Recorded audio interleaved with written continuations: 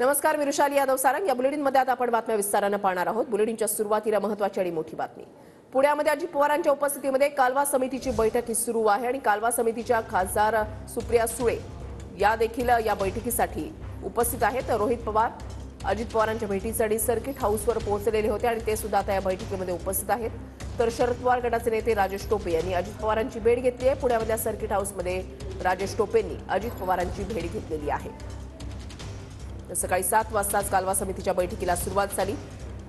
खासदार सुप्रिया सुळे सुद्धा बैठकीसाठी पोहोचलेले आहेत। रोहित पवार अजितदादांच्या भेटीसाठी सर्किट हाऊसवर पोहोचले, त्याच्यानंतर ते सुद्धा या बैठकीमध्ये सहभागी झाले आणि काही वेळापूर्वीच राजेश टोपे यांनी देखील अजित पवार यांची भेट घेतलेली आहे। मात्र या भेटीचा तपशील कळू शकलेला नाही।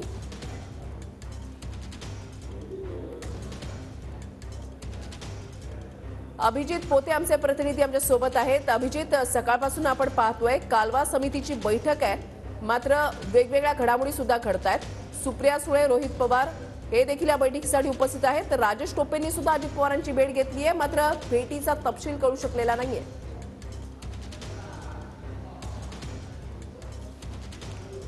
नक्कीच ऋषाली, आज राज्याचे उपमुख्यमंत्री अजित पवार हे पुणे दौऱ्यावरती आहेत आणि पुण्यात सर्किट हाऊस येथे आज सकाळी 7 वाजल्यापासून अजित पवारांच्या उपस्थितीत अधिकाऱ्यांच्या मॅरेथॉन बैठका ज्या आहेत त्या बैठकीला सुरुवात झालेली पाहायला मिळते। खरं तर जिल्ह्याच्या कालवा समितीची बैठक अधिकाऱ्यांसोबत अजित पवार घेत आहेत। जिल्ह्यातील अनेक आमदार आहेत, पण विशेष म्हणजे राष्ट्रवादी काँग्रेस शरद पवार गटाचे आमदार रोहित पवार हे देखील या बैठकीला दाखल झालेले आहेत। त्यानंतर राजेश टोपे जे शरद पवार गटाचे आमदार आहेत त्यांनी देखील अजित पवारांची भेट घेतलेली आहे। ते भेट घेऊन सर्किट हाऊस मधून बाहेर पडलेले आहेत। तर नुकताच बारामती लोकसभा मतदारसंघाच्या खासदार सुप्रिया सुळे देखील या कालवा समितीच्या बैठकीला सर्किट हाऊस येथे दाखल झालेले आहेत। खरं तर राजेश टोपेंनी बैठकीचं कारण गुलदस्त्यात ठेवले, माध्यमांशी बोलणं राजेश टोपेंनी जाताना टाळले, पण रोहित पवार गेल्या 1 तासापासून या बैठकीसाठी खरं तर उपस्थित आहेत आणि नुकतंच सुप्रिया सुळे देखील या बैठकीसाठी पोहोचलेले आहेत। खरं तर पाण्या संदर्भात ही जरी बैठक असली तरी ह्या तिन्ही नेत्यांमध्ये नेमकी या बैठकीत काय चर्चा होते हे पाहणं महत्त्वाचं ठरणार आहे। कारण गेल्या अनेक दिवसापासून अजित पवार आणि रोहित पवार यांच्यात राजकीय कलगीतुरा रमलेला खरं तर ऋषाली आपण पाहतोय।